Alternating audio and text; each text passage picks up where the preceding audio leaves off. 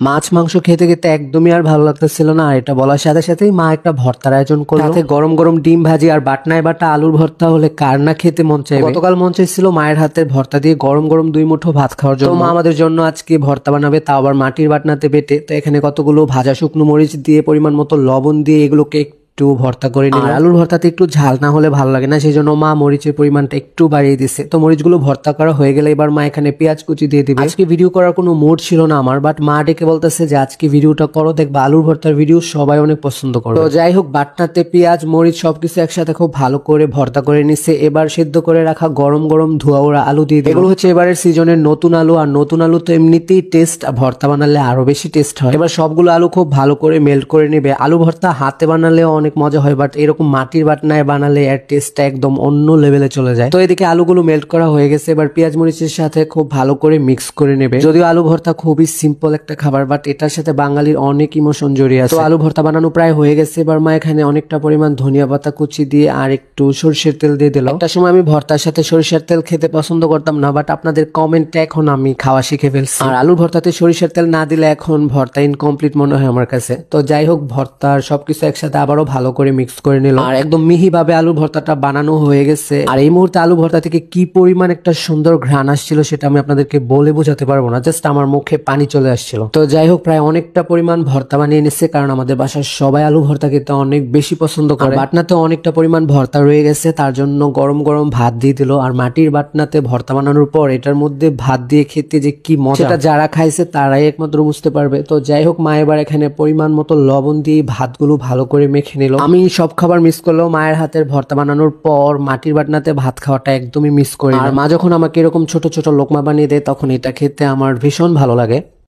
তো মা আর আমি অনেক মজা করে খেয়ে নিলাম, বাট খুব বেশি খাইনি, কারণ বেশি খেয়ে ফেললে হয়তো একটু পরে আর ভাত খেতেই পারবো না। আর যেহেতু আলু ভর্তা বানাইছি, গরম গরম ভাতের সাথেই খেতে এটা বেশি ভালো লাগবে।